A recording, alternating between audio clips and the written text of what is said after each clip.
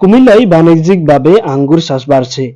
কুমিল্লা সদর দক্ষিণ উপজেলার বলরামপুরের পর এবার আরো বড় আকারে চাষ হচ্ছে দেবিদ্বার উপজেলায়। দেবিদ্বার উপজেলার দলহাঁস গ্রামের মাঠে থোকায় থোকায় ঝুলছে সবুজ আঙ্গুর। 2 বিঘা জমিতে আঙ্গুরের চাষ করা হয়েছে। দেবিদ্বার উপজেলার মরিচা গ্রামের উদ্যমী কৃষক মোহাম্মদ আনোয়ার হোসেন সরকার। তিনি সৌদি আরবে কাজ করতেন। দেশে এসে বিভিন্ন ব্যতিক্রম ফসলের চাষ করেন।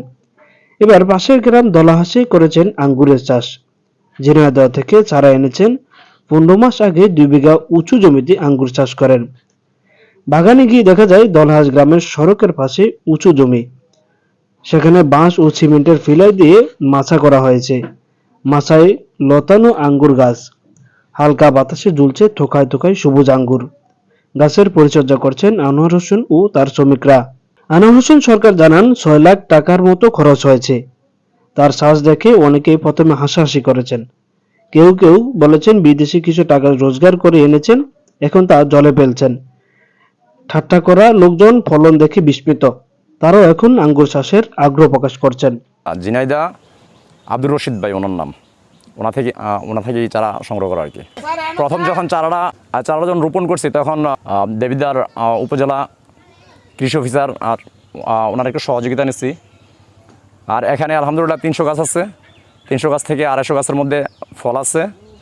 আরও 50টা গাছ আছে, ইনশাআল্লাহ আগামী সিজনে ফল আসবে, ওইটা অন্য ভ্যারাইটি। তখন লোকজন বলতো যে আনোয়ার পোল্ট্রি সেক্টর থেকে কিছু উপার্জন করছে, এখানে গেছে টাকাগুলো নষ্ট করার জন্য। উপজেলা কৃষি অফিসার বানিন রায় জানান, বাণিজ্যিক উদ্দেশ্যে 60% জমিতে আঙ্গুর বাগান করেছেন কৃষক মোহাম্মদ আনোয়ার হোসেন। ভালো ফলন হয়েছে, পরিপক্ক হতে আরো 15-20 দিন লাগবে।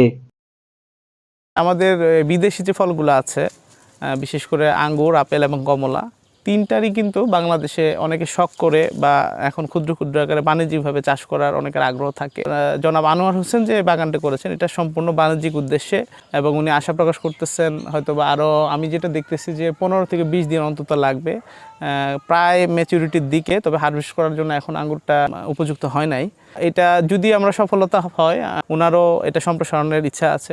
আরও বিভিন্ন জাত যেটা মিষ্টতা এবং বাংলাদেশের আবহাওয়ার সাথে যায়, এরকম জাতগুলা উনি আরও নিয়ে কাজ করার ইচ্ছা আছে।